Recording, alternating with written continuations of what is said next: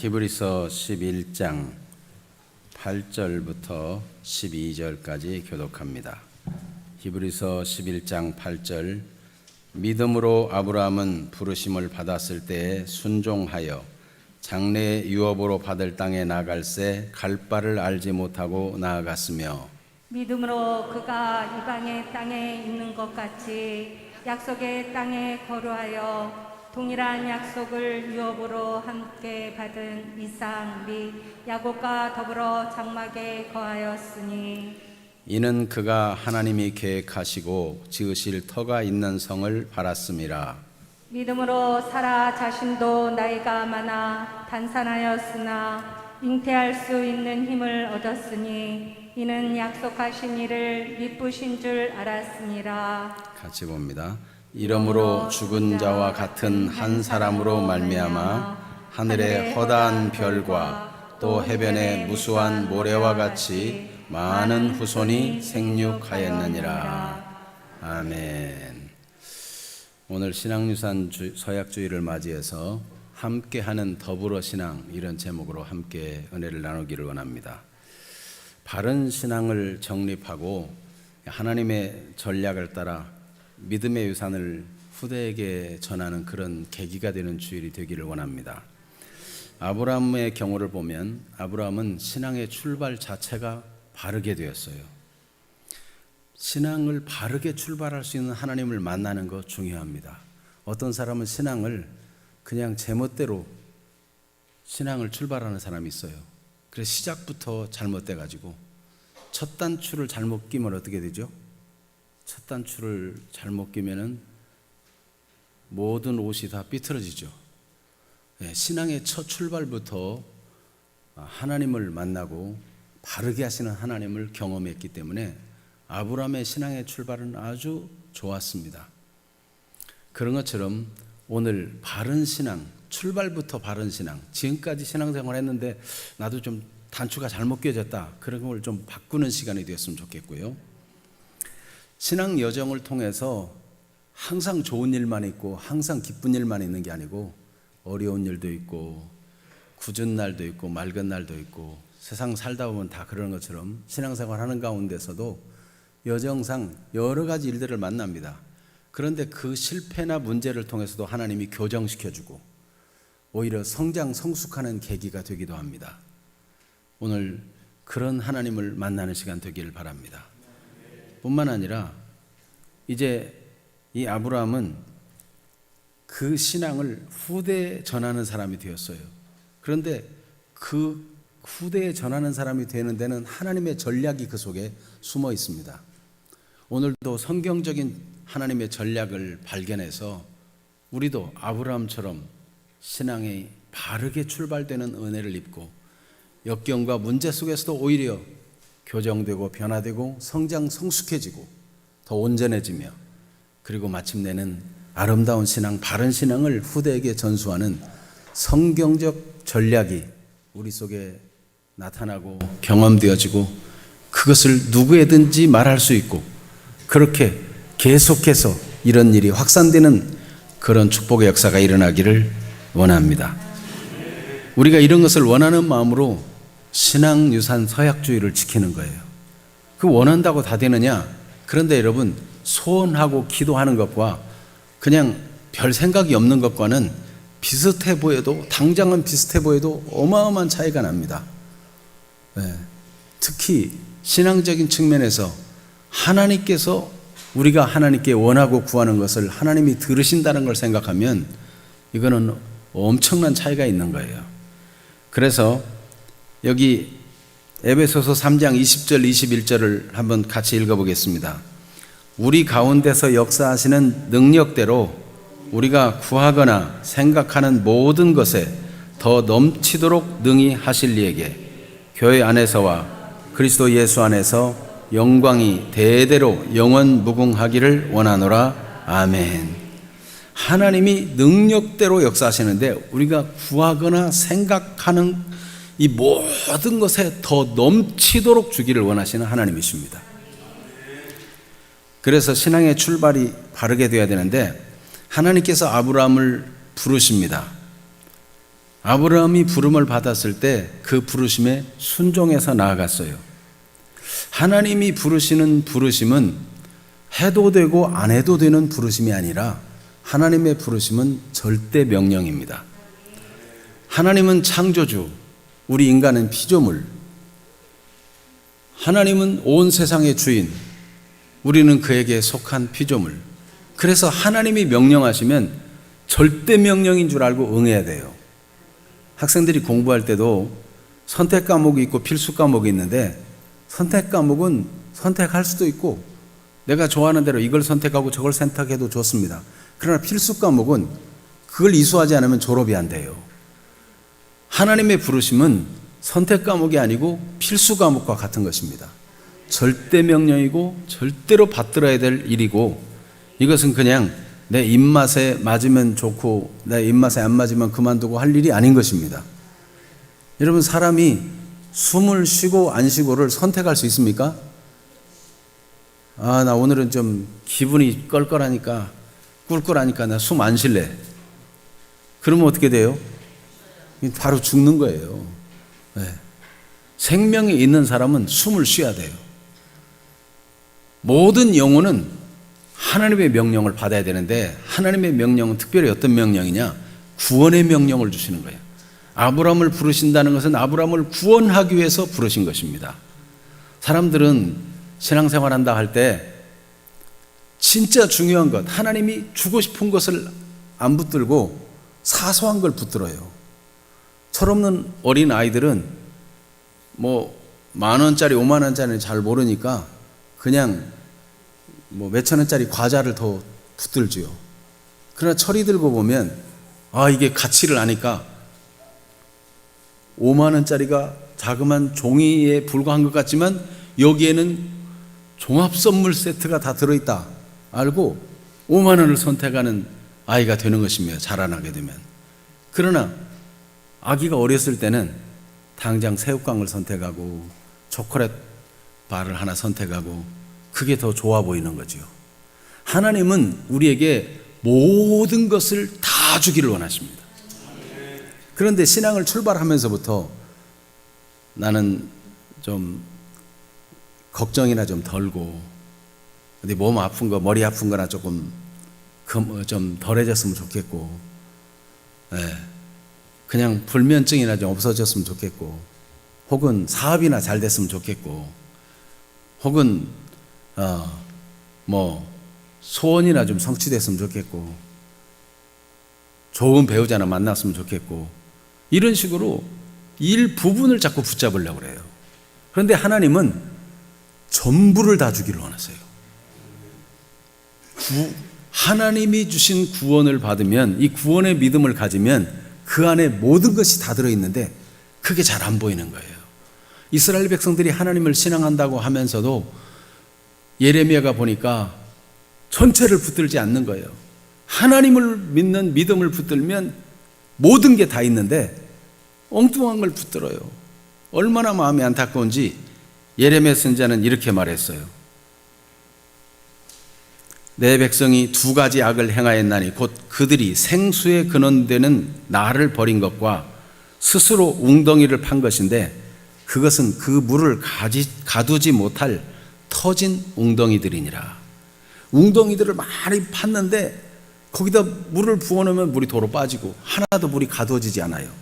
그런데 하나님은 생수의 근원이셔가지고 생수의 근원된 그 생수의 샘을 가지고 있으면 그 안에서 끊임없이 솟아나는데, 끊임없이. 그런데 생수의 근원 대신 하나님을 버리고 터진 웅덩이들만 만들어놨어요. 터진 웅덩이. 돈이면 되는 줄 알고, 지식이면 되는 줄 알고, 건강이면 되는 줄 알고, 소원 성취면 되는 줄 알고, 당장 눈앞에 보이는 것만 해결하면 되는 줄 알고 터진 웅덩이들을 갖다가 막 쌓아봅니다. 아무리 쌓아봐도 인생이 공허하고 허무하고 인생은 참 만족이 없어요. 여러분, 하나님으로 채워지지 않으면 인생은 채워질 수 없는 공간으로 가득 차 있어요. 사람은 하나님의 형상대로 지음받았기 때문에 하나님이 없으면 사람은 참 만족을 할 수 없는 것입니다. 그래서 하나님은 어떤 신앙을 갖기를 원하시는가? 하나님이 전부다. 나는 하나님을 원한다. 그런 신앙을 갖기를 원해요. 그래서 아브라함에게 말씀하시기를 너는 너의 본토 친척 아비 집을 떠나 내가 너에게 지시할 땅으로 가라 하고 명령을 하신 거예요.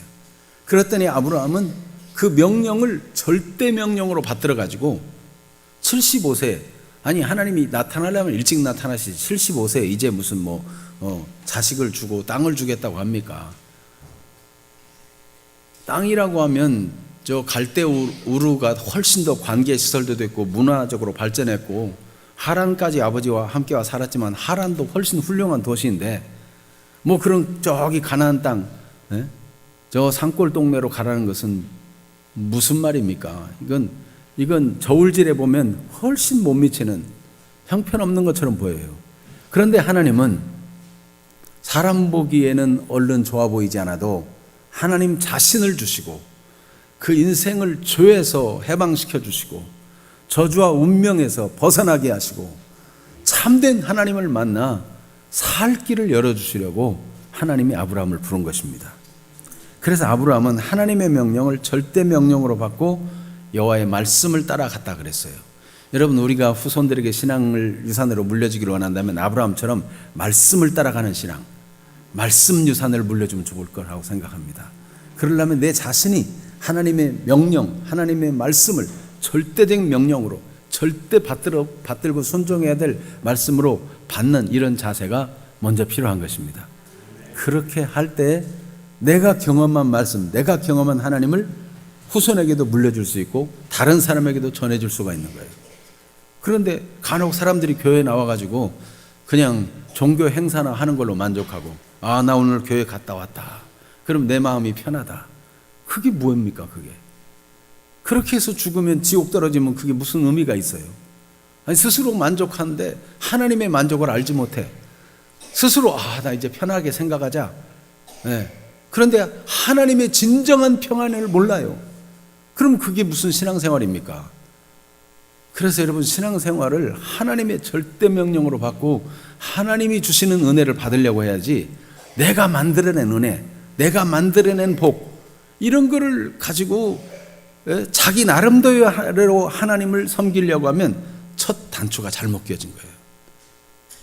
그러니까 신앙이 발전도 없고 진전도 없고 응답도 없고 해도 괴롭고 안 가자니 불편하고 가자니 재미없고 안 믿는 사람 차라리 안 믿었으면 좋았을 걸. 안 믿는 사람은 일요일이라고 놀러라도 다니는데 나는 일찍이 코가 깨어가지고 교회만 나가야 되니 이 인생 서글프다 이러고 사는 불쌍한 인생이 되는 거예요.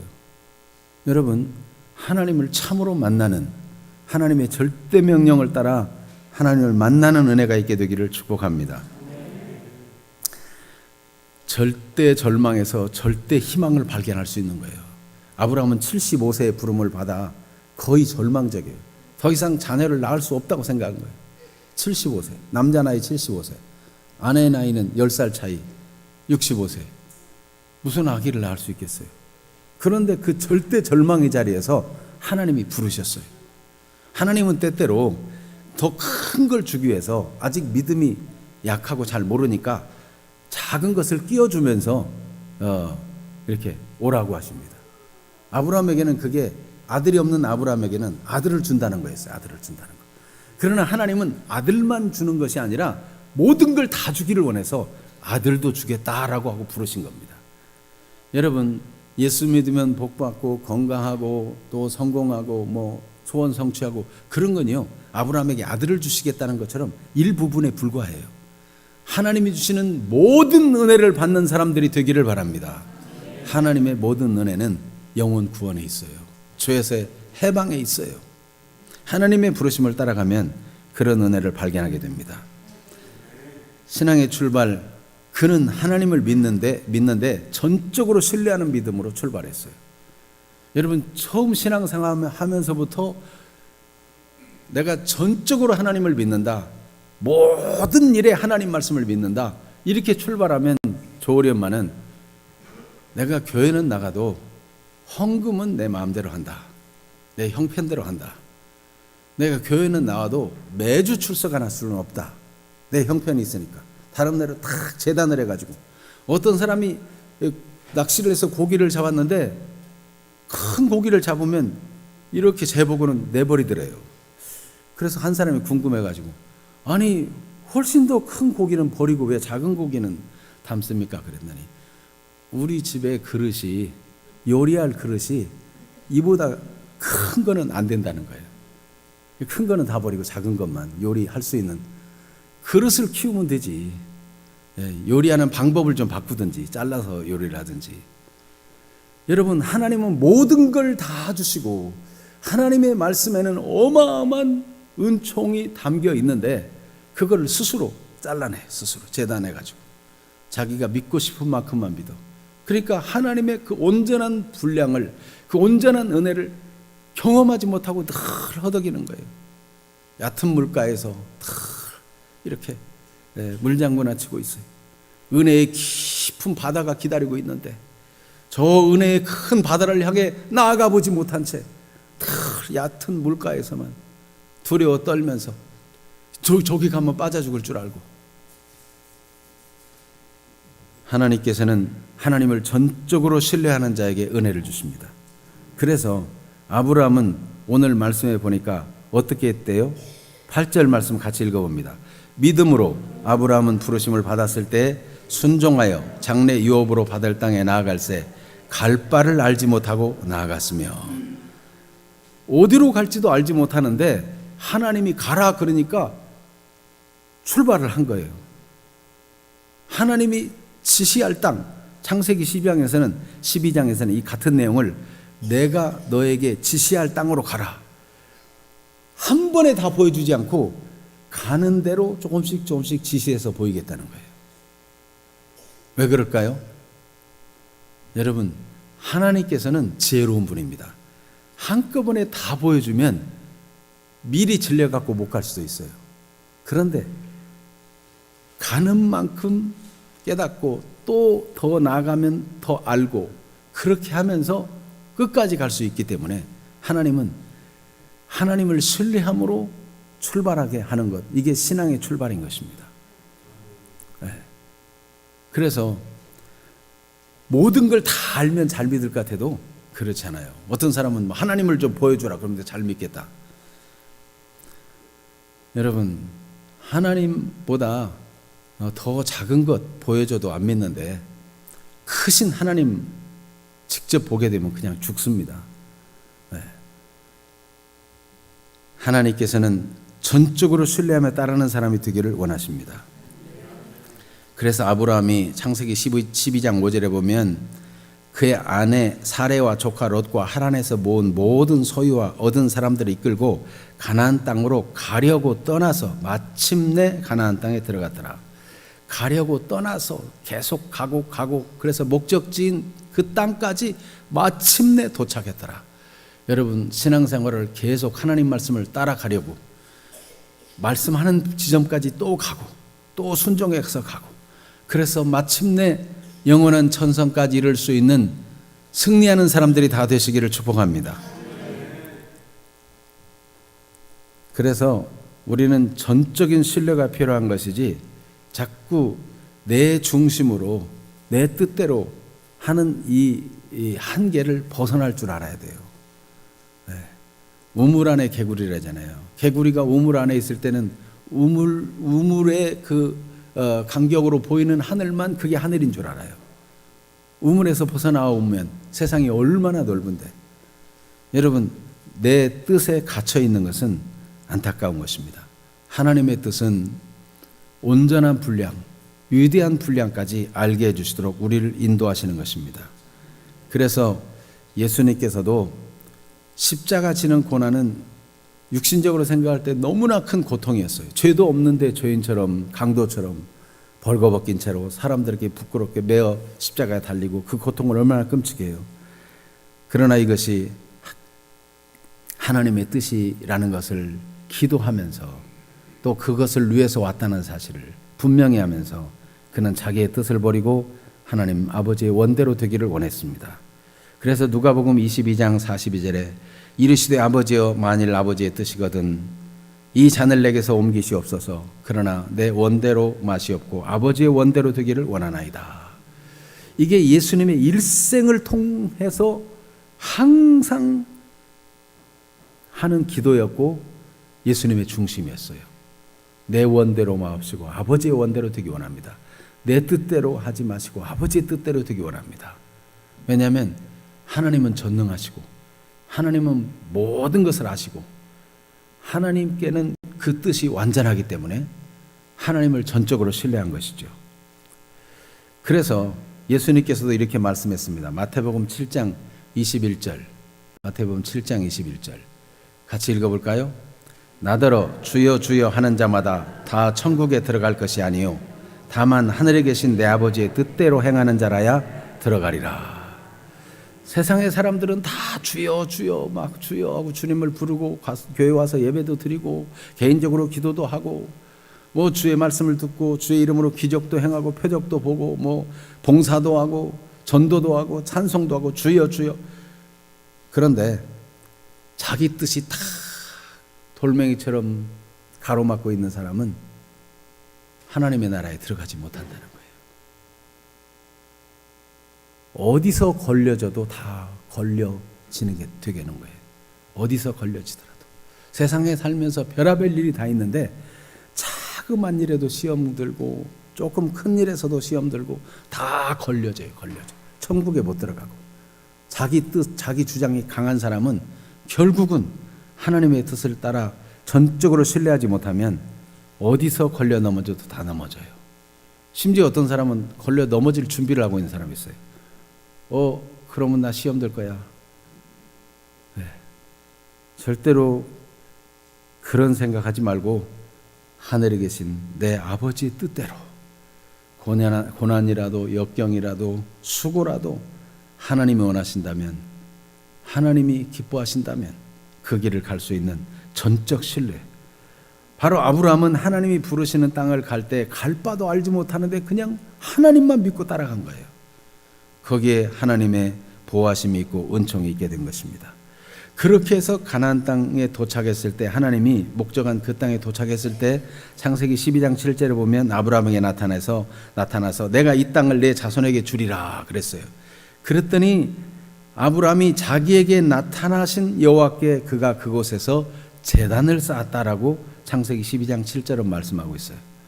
하나님 말씀을 전적으로 신뢰하고 간 그곳에서 하나님이 여기다라고 말씀하시는 것을 경험하게 되었어요. 하나님을 전적으로 신뢰하고 가면 목적지에 도달하게 됩니다. 하나님의 은총의 자리에 나아가 도달하게 됩니다. 거기서 아브라함은 제단을 쌓았다. 예배를 드렸다는 것입니다. 우리가 어떤 신앙을 유산으로 물려주겠습니까? 하나님을 향한 감사와 예배, 이런 신앙을 좀 물려줘야 되지 않겠어요? 그게 전적인 신뢰로부터. 예배는 내가 하나님을 전적으로 신뢰합니다. 하나님의 뜻을 받들겠습니다. 이게 예배예요. 자기를 예배하는 것은 내 뜻대로 되기 원합니다. 내 소원대로 해주세요. 하나님을 이용가치로 생각하는 것은 그거는 하나님을 예배하는 것이 아니고 우상을 예배하는 거예요. 그래서 여러분, 아브라함의 신앙의 출발은 절대 명령을 받들고 전적으로 신뢰한 그런 올바른 신앙의 출발이었습니다. 뿐만 아니라 그는 그의 신앙생활이, 그의 인생이 결국은 이 땅에서는 나그네와 행인 같고 외국인과 같다는 것을 고백하며 살았어요. 그가 하나님께서 부르실 때 이 땅이 전부가 아니고 영원한 도성이 있다는 것을 알게 되었어요. 하나님 말씀을 순종해서 가다 보니까 하나님이 주시겠다는 땅은 단순히 가나안 땅이 아니구나. 하나님이 주시겠다는 아들은 그냥 육신의 아들이 아니구나. 이걸 알게 됐어요. 하나님은 더 큰 것을 주시고 온전한 분량을 주고자 하십니다. 여러분이 소원하는 최대치가 있어도 그보다 더 큰 하나님의 은혜를 발견할 수 있기를 원합니다. 하나님 그 정도의 하나님이 아니에요. 하나님은 우주를 만드신 분이세요. 그래서 오늘 9절 10절 말씀을 같이 한번 읽어볼까요? 히브리서 11장 9절 10절 믿음으로 그가 이방의 땅에 있는 것 같이 약속의 땅에 거류하여 동일한 약속을 유업으로 함께 받은 이삭 및 야곱과 더불어 장막에 거하였으니 10절 이는 그가 하나님이 계획하시고 지으실 터가 있는 성을 바랐음이라. 아멘. 그가 약속의 땅에 거류하는데 이방의 땅에 있는 것 같이 살았다는 거예요. 외국인처럼 객처럼 살았다는 거예요. 이방에. 그래서 그 증거가 뭡니까? 장막을 치고 천막 치고 살았어요. 언제든지 하나님이 명령하시면 옮길 준비를 하고 천막 생활을 한 거예요. 천막 생활. 그래서 10절에 보니까 어땠다고요? 왜 그랬는가? 이유가 나오죠. 그가 하나님이 계획하시고 지으실 터가 있는 성을 바랐습니다.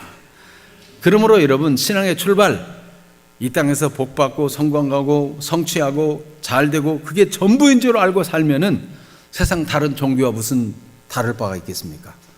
세상 성공, 성취보다 다를 게 뭐 있겠습니까? 주 예수를 그리스도로 믿고 하나님의 부르심을 받은 사람은 이 땅에서 나그네로 사는 것입니다. 이 땅은 잠시 있다 없어질 세상으로 알고 사는 것입니다. 이 땅의 것이 전부인 것이 아니라는 것을 알고 사는 것입니다. 하나님은 완전한 나라를 우리를 위해 준비하고 계십니다. 우리는 천성을 향해서 나아가는 순례자들, 여행객들인 것입니다.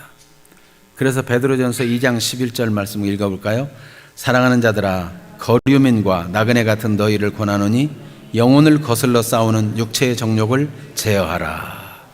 육체의 정욕이 우리를 붙잡아 두려고 할 때 그걸 제어할 수 있는 그 힘이 어디서 나오는가? 우리는 이 땅에서 나그네로 산다. 이럴 때 그걸 제어할 수 있어요. 여러분 여행하면서 잠깐 여행하면서 들린 호텔을 평생 살 집처럼 막 열심히 꾸미고 쓸고 닦고 막 그렇게 하는 분 있어요? 잠깐 있다 갈 집에는 짐도 다 안 풀어. 짐도 그냥 또 다시 싸려면 귀찮으니까. 여러분 우리는 천상을 향해서 가는 나그네들입니다. 이 땅에 지나치게 정두지 말고 이 땅에 모든 삶의 전부를 여기에 쏟아두지 말고 하나님 나라를 향해서 살아가는 사람으로 살아야 될 것입니다. 그래서 히브리서 11장 16절에도 볼까요? 그들이 이제는 더 나은 본향을 사모하니 곧 하늘에 있는 것이라. 이러므로 하나님이 그들의 하나님이라 일컬음 받으심을 부끄러워하지 아니하시고 그들을 위하여 한 성을 예비하셨느니라. 아멘. 이 믿음의 사람들은 다 더 나은 본향, 하나님이 준비하신 영원한 성, 그 성을 사모하고 살았다는 거예요. 거기는 더 이상 질병도 없습니다. 죄도 없습니다. 죄의 유혹도 없습니다. 거기서는 슬픔도 없습니다. 고통도 없습니다. 하나님과 더불어 영원히 사는 완전한 나라가 준비되어 있습니다. 우리는 신앙의 출발을 그렇게 해야 돼요. 하나님의 명령을 절대 명령으로 알아서 구원의 믿음을 가지고 하나님을 믿는 절대 신뢰의 신앙을 가지고 이 땅의 것은 잠시 지나가는 것이다. 영원한 도성을 향해서 이렇게 신앙의 출발을 하는 아브라함처럼 되기를 축복합니다. 아브라함의 신앙의 여정을 보면 실패를 통해서도 그 믿음이 성장해 간 것을 볼 수 있습니다. 창세기 15장에 보면 세월은 지나는데 아직 자식이 없어요. 그러니까 아브라함이 마음이 두려웠어요. 그때 하나님께서 아브라함의 마음을 아시고 나타나셔서 아브라함아 두려워하지 말라. 나는 내 방패요 너의 지극히 큰 상급이니라. 이렇게 말씀해 주십니다. 아브라함의 두려움을 아시고 찾아오셨어요. 우리가 세상에 믿음으로 산다고 하는데 기대했던 바가 얼른 이루어지지 아니하고 소망이 얼른 이루어지지 아니하고 뜻대로 안 되고 기대치가 무너져 나갈 때 마음이 조마조마하고 두려울 수 있어요. 아브라함도 75세에 부름받았으면 뭐 한 1년 만에 아들을 준다든지 그럼 얼마나 좋아요. 5년이 되고 10년이 돼도 자식이 없으니 얼마나 불안하겠어요. 아브라함은 두려운 거예요. 그런데 그 두려운 아브라함에게 하나님은 찾아오셔서 두려워하지 말라. 내가 너의 상급이다. 내가 있지 않느냐. 나를 너에게 다 주는 거다. 나를 가졌으면 됐지 않느냐. 그렇게 말씀하십니다. 그뿐만 아니라 4절에서 6절, 창세기 15장 4절에서 6절을 한번 같이 읽어봅니다. 여호와의 말씀이 그에게 임하여 이르시되 그 사람이 내 상속자가 아니라 내 몸에서 날 자가 내 상속자가 되리라 하시고 그를 이끌고 밖으로 나가 이르시되 하늘을 우러러 무뼈를 셀 수 있나 보라. 또 그에게 이르시되 내 자손이 이와 같으리라. 아브라함이 여호와를 믿으니 여호와께서 이를 그의 의로 여기시고. 아멘. 아브라함은 너무 두렵고 걱정되니까 우리 집에서 길린 종이 내 상속자가 될 것입니다. 그랬더니 그 사람은 내 상속자가 아니다. 내 몸에서 나는 자라야 내 상속자다. 그리고는 데리고 나가서 하늘의 별들을 보여줘요. 셀 수 있냐? 셀 수 없습니다. 내 자손을 이렇게 많게 해주리라. 그랬더니 아브라함이 막 입꼬리가 위로 올라가는 거예요. 어때요? 이야, 신난다. 하나님 너무 멋집니다. 저렇게 무수한 별처럼 저에게 자녀를 많게 해주신다고요? 저는 하나만 낳아도 좋다고 생각했습니다. 하나님은 그렇게 위대한 계획을 가지시고 계시다고요? 아브라함이 하나님의 말씀을 그냥 믿고 받아들였어요. 그랬더니 하나님이 내 말을 믿으니 너는 의롭다 하고 인정해 주셨어요. 여러분, 하나님 말씀을 들을 때 설득을 잘 당하는 것이 은혜입니다. 하나님 말씀을 듣는데 자기 생각으로 충만해가지고 이리 재고 저리 재고 계산하고 그러는 사람은 참 고달픈 인생을 살아가게 돼요. 여러분, 자식이 부모의 말을 전적으로 믿으면 좋을 때 믿지 않으면 부모가 얼마나 마음이 상하고 힘들어요. 부모는 좀 부족한 데도 있고 실수도 있어서 자식이 설령 잘 못 믿는다 해도 하나님은 실수가 없으신 하나님이십니다. 하나님은 전능하신 하나님이십니다. 하나님은 완전하신 하나님이십니다. 아브라함은 그 완전하신 하나님이 말씀하자 그냥 말씀에 설득을 당해가지고 헤헤헤 좋아가지고 막 시실 쪼개고 입꼬리가 올라가고 막 만족해요. 그러니까 야, 너 됐다 그만하면 됐어. 너는 내가 의로운 자라고 인정한다. 이렇게 말씀해 주시는 거예요. 여러분, 교회 와서 목사의 말에 설득은 안 당해도 괜찮습니다. 그러나 하나님의 말씀에 믿음을 갖게 되기를 바랍니다. 다른 말은 기억 안 나도 좋습니다.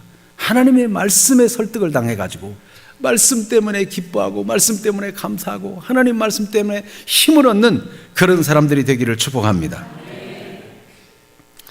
그래서 두려워하는 아브라함에게 믿음의 사람이 되게 하고 하나님이 의롭다고 인정해 주는 사람이 되게 했어요.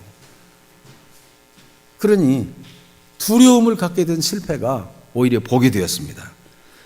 하나님을 사랑하는 자 곧 그 뜻대로 부르심을 입은 자들에게는 모든 것이 합력하여 선을 이룬다 그랬어요. 아브라함에게 해당된 것처럼 우리 모두에게도 여러분 어떤 실패와 어떤 절망을 경험하고 있습니까? 어떤 좌절을 여러분 경험하고 있습니까? 그때 하나님이 나타나 주시고 하나님이 여러분을 만나 주시고 하나님의 살아계심을 경험하여 두려움이 변하여 찬송이 되고 하나님을 신뢰하는 믿음이 일어나고 하나님 앞에 쓰임받는 인생이 되기를 축복합니다. 아브라함은 세월이 지나도 자식을 안 주는데 코가 석자나 빠져 있는 것처럼 또 심란해 있으니까 아내가 눈치를 보는 거예요. 눈치를 보다가 하는 말이 여보 내 말 좀 들어봐. 내 말을. 무슨 말인데 시큰둥합니다. 애굽에서 데려온 여종 하갈이 있잖아. 당신 몸에서 나는 자가 당신의 씨라고 그러셨으니까 나는 이미 나이가 많아서 안 되는 것 같아. 내 여종에게 들어가서 자식을 낳아. 그러면 당신 씨가 될 거 아니야. 이렇게 얘기합니다. 여러분 세상에 그렇게 훌륭한 여인이 있겠어요? 네? 자기 남편을 자기 여종에게 주겠대. 야, 아브라함이 감동했어요. 야, 대단히 지혜롭다. 그래서 아브라함이 그 여종 하갈에게 들어가서 그 밤에 잉태를 하게 되었는데 그때부터 이 여종이 말이에요. 주인을 막 학대하고 주인을 미워하고 주인을 무시하기. 그 아내 사라를 무시하고 박해하는 거예요. 아, 이게 뭔가 잘못돼도 대단히 잘못됐구나. 하나님께서 이 씨는 약속의 씨가 아니다 말씀하세요. 그래서 아브라함은 그 아내 사레가 준 조언을 가지고 그럴듯하다라고 생각해서 받아들였는데 그게 육신의 생각에 불과했던 거예요. 하나님은 한 남자와 한 여자를 결혼하게 해서 경건한 자손을 주고자 하십니다. 하나님이 아브라함만 부르신 것이 아니라 사레 아내도 같이 부른 거예요. 아브라함과 사라 사이에 주신 그 사이에서 씨를 주겠다는 거였는데 사라가 그만 꾀를 내었다가 그 육신의 생각에 아브라함이 말려들었어요. 실패한 거죠. 그런데 아브라함은 이 실패를 통해서 육신의 생각을 따라가면 안 되는구나. 하나님의 약속을 따라가야 되고 하나님의 영의 생각을 따라가야 되는구나 하는 것을 배우는 계기가 되었어요. 많은 아픔을 지불했죠. 지금까지도 중동 전쟁의 불씨가 되는 하갈의 씨, 지금까지도 유대인들이 고통을 지불하고 있습니다. 여러분, 그러나 육신의 생각을 따르지 아니하고 성령을 따라 사는 사람이 되도록 변화되고 성숙하는 계기가 된 것입니다.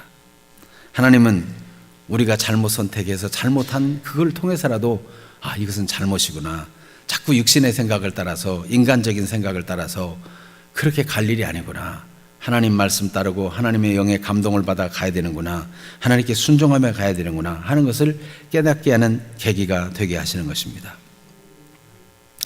그래서 갈라디아 4장 23절에 보면 여종에게서는 육체를 따라 낳고 자유 있는 여자에게서는 약속으로 말미암았느니라, 그렇게 기록하고 있어요. 그래서 갈라디아 4장 30절에도 그러나 성경이 무엇을 말하느냐, 여종과 그의 아들을 내쫓으라, 여종의 아들이 자유 있는 여자의 아들과 더불어 유업을 얻지 못하리라 하였느니라. 유업도 같이 얻지 못해요. 육신의 생각으로 나온 결과들은 하나님의 복이 되지 못합니다. 하나님 말씀을 순종하고 하나님이 주시는 신앙 양심을 따라 행한 것들이 복이 돼요. 인간적인 꾀를 따라 만들어낸 것은 다 사생아와 같아서 복이 되지 못하고 유업이 되지 못해요. 여러분, 그러므로 우리가 살아가는 여정 속에서 자꾸 인간적인 꾀를 내서 신앙 양심을 거스리고 죄 짓는 일에도 이번 한탕만 하면 되지라고 생각한다든지,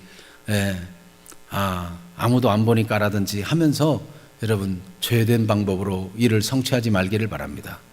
하나님 앞에서 바른 길을 가세요. 거기에 유업이 있어요. 하나님의 약속 안에 유업이 있어요. 하나님의 약속을 벗어나면 사생아와 같고 약속 없는 자식과 같아서 평생 고생이고 후대로 계속 고생이 될 수 있고 인류 역사에 고생을 끼치는 일이 일어나고야 말게 된 것입니다. 그래서 로마서 8장 5절에서 7절의 말씀에 보면은 육신을 따르는 자는 육신의 일을, 영을 따르는 자는 영의 일을 생각하나니 육신의 생각은 사망이요 영의 생각은 생명과 평안이니라 그랬어요. 육신의 생각은 하나님과 원수가 되나니 이는 하나님의 법에 굴복하지 아니할 뿐 아니라 할 수도 없습니다. 그래서 여러분, 육신의 생각, 죄된 생각, 헛된 욕망과 허망한 꿈들, 이런 것을 따라가지 말라는 거예요. 그러면 그것은 하나님과 원수가 돼요. 하나님과 반대된 방향으로 가는 거예요. 가는 만큼 고생해요.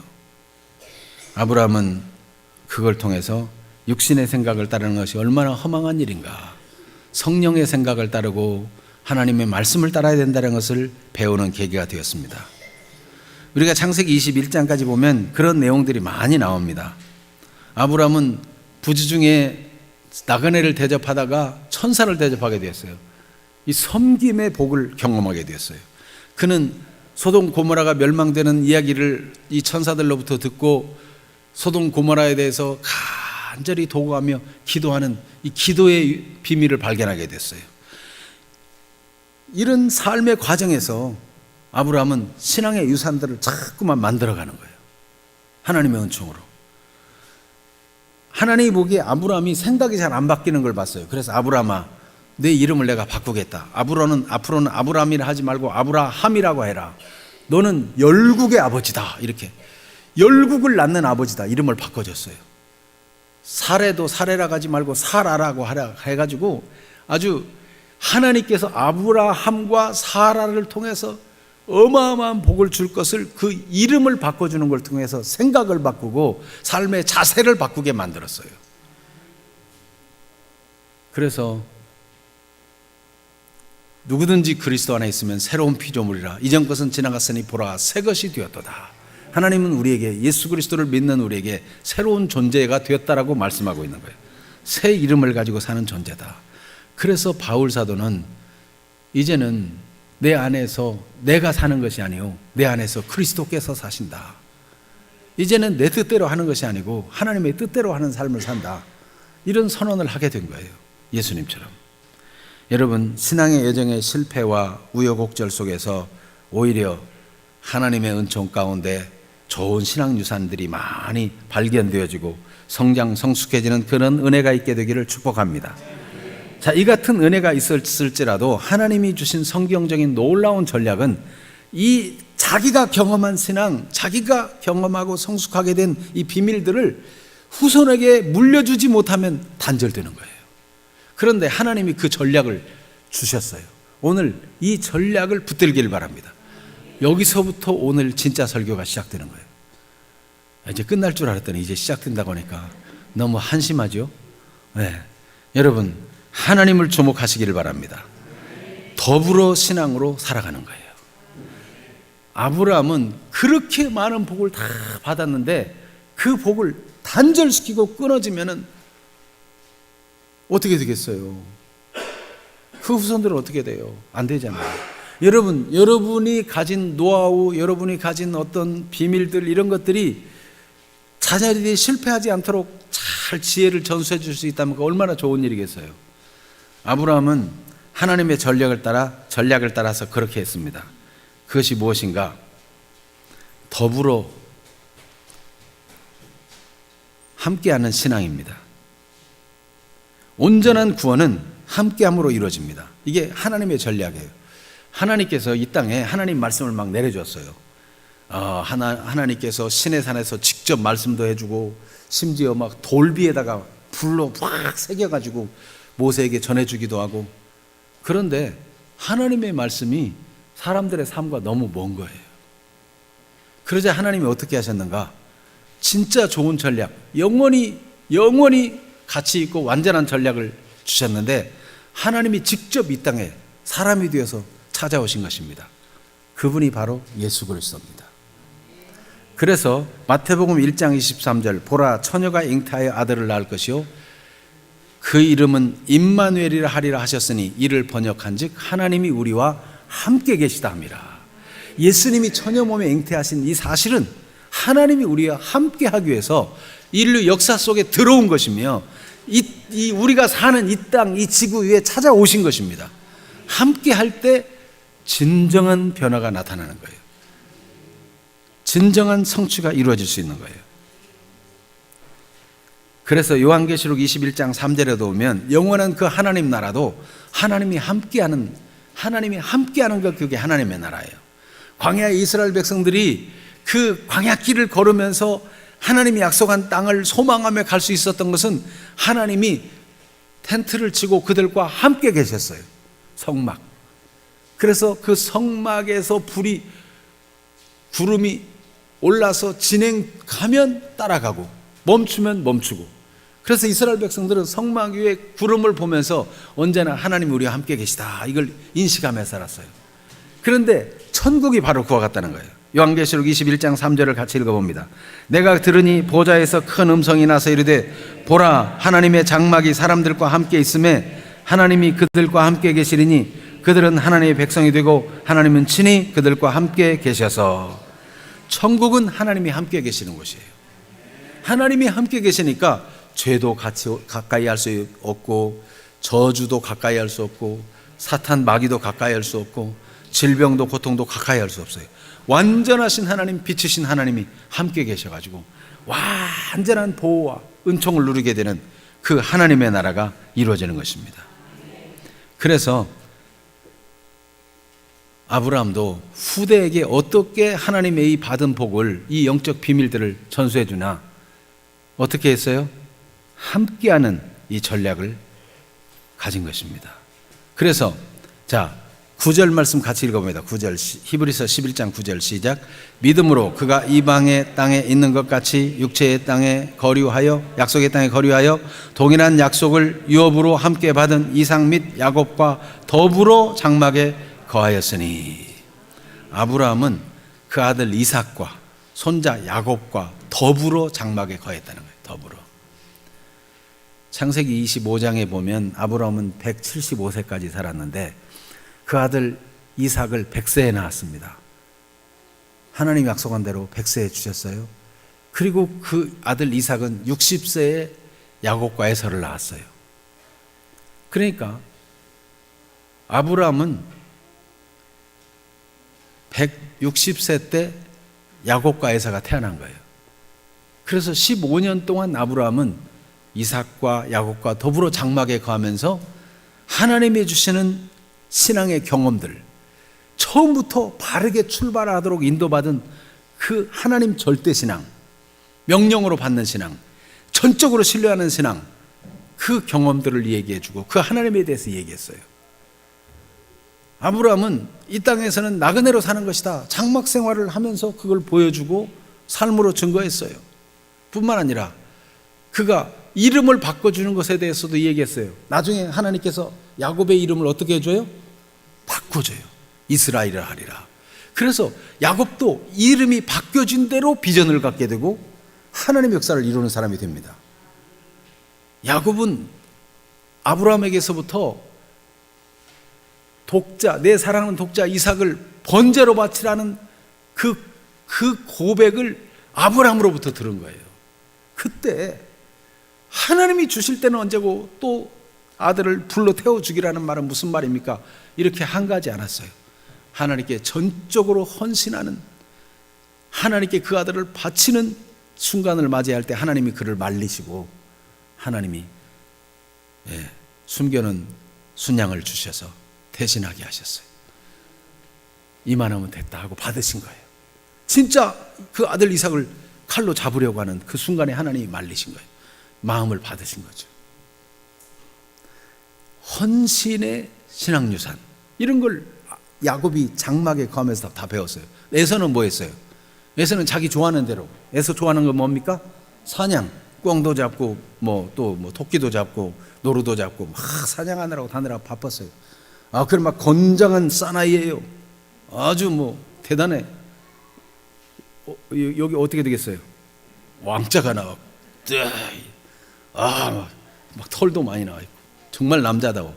그런데 에서는 자기가 좋아하는 대로. 그래서 여자도 자기가 좋아하는 여자 막 결혼하고. 그런데 다 부모에게 근심만 돼요. 집안에 누만 돼요. 왜요? 하나님 믿는 신앙이 없으니까 제멋대로 좋은 대로 가는데 천방지축이고 가정이 실패하고 온통 문제투성이야. 그런데 야곱은 늘 장막에 거하면서 어머니 심부름도 해주고, 그러는데 실상은 뭐냐? 아브라함과 이삭에게 좋은 신앙을 물려받고 있었던 거예요. 여러분, 그렇다고 예수 믿는 사람은 다 무슨 이렇게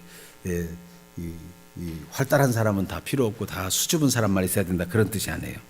정말 중요한 기간을 장막에서 아브라함은 자네들에게, 손자에게 신앙을 전수해 준 거예요. 함께 사는 거, 이게 얼마나 좋은지 몰라요. 여러분, 할 수 있으면 3대가 같이 모여 살면 이보다 더 좋은 교육이 없어요.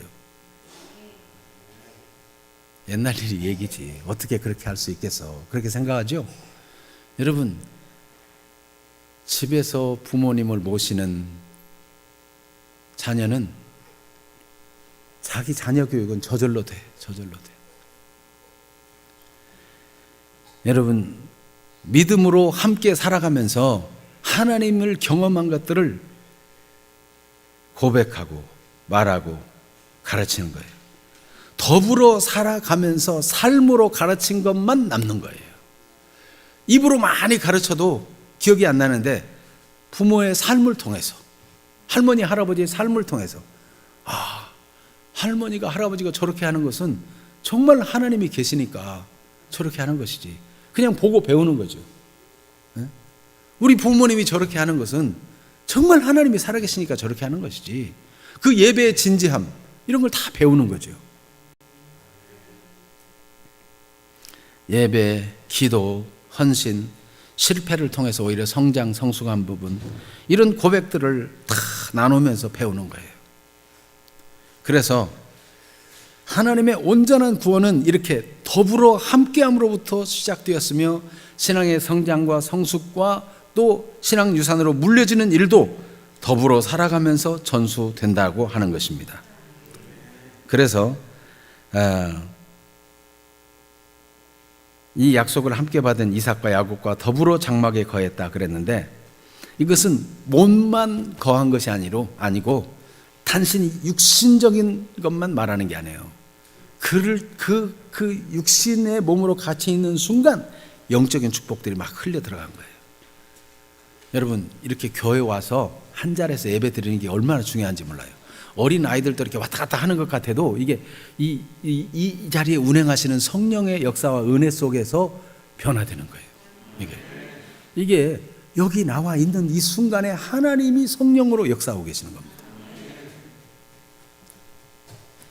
더불어 살아가면서 신앙이 전수돼요. 그래서 신명기 6장 4절에서 7절에 보면은 자네들과 함께 길을 갈 때든지 집에 앉아 있을 때든지 누워 있을 때든지, 이게 다 기회라는 거예요. 다 기회. 이게 삶으로 보고 전수해지는 기회, 부지런히 하나님 말씀을 가르치고 전수해 줄 수 있는 기회. 신명기 6장 4절에서 7절 같이 봅니다. 이스라엘아 들으라. 우리 하나님 여호와는 오직 유일한 여호와이시니 너는 마음을 다하고 뜻을 다하고 힘을 다하여 내 하나님 여호와를 사랑하라. 오늘 내가 네게 명하는 이 말씀을 너는 마음에 새기고 내 자녀에게 부지런히 가르치며 집에 앉았을 때든지 길을 갈 때든지 누웠을 때든지 일어날 때든지 이 말씀을 강론할 것이며.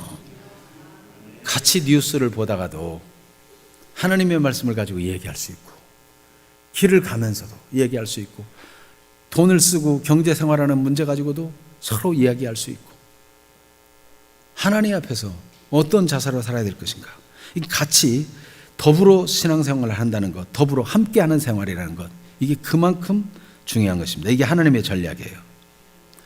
그렇게 함께하면서 하나님 나라를 추구하는 것입니다. 요 3번은 자세히 못하겠어요. 하나님께서 아브라함에게 강대한 나라를 주겠다고 하는데, 이 강대한 나라는 완전한 하나님의 나라까지 확산됩니다. 그래서 하나님의 통치를 받는 나라, 하나님의 도를 지키고 의와 공도를 행하는 나라, 그 나라까지 바라보도록 말씀하셨어요. 하나님께서는 이런 일들을 더불어 살아가면서 삶으로 가르치기를 원하셨어요. 여러분, 함께 살면 가장 잘 전수할 수 있습니다. 신앙생활, 내가 믿고 깨달은 것을 삶에서 실천하고 보여주고 그것을 말해줄 때 가장 효과적으로 전수되는데, 그런 은혜가 있게 되기를 축복합니다. 기도하겠습니다. 오늘 말씀에 의지하여 기도합시다. 나는 신앙의 출발이 하나님 중심인가 내 중심인가, 여기서부터 살펴보기를 바라고, 실패가 있어도 좌절하지 마십시오. 하나님 그걸 통해서도 성장 성숙의 기회가 되게 하십니다. 하나님이 말씀하시는 방향으로 깨닫고 나아가면 됩니다. 우리가 함께 모여 예배하고 자네와 함께 살고, 이게 다 기회이고 하나님이 일하시는 방법입니다. 하나님이 이 땅에 오셔서 우리와 함께 해주셨습니다. 그리스도께서 죽으신 것은 우리가 그리스도와 함께 죽은 것이고, 그리스도께서 살아나신 것은 우리가 그리스도와 함께 살아난 것이고, 그리스도께서 하늘에 앉히운 것은 우리가 함께 그리스도와 함께 영광의 자리에 앉히운 바 된 것이라고 에베소서는 증언합니다. 우리는 하나님의 은혜에 늘 함께하며 우리 자녀들과 후손들과 함께하며 하나님이 함께한 그 은혜를 나눔으로 성경적 전략이 성취되어서 천대까지 복받는 그런 가문인들이 되고 아름다운 신앙유산에 물려주도록 기도해야 되겠습니다. 이 말씀을 생각하면서 잠시 하나님 앞에 각자의 마음을 열어서 기도하겠습니다. 하나님 아버지, 오늘도 주의 말씀을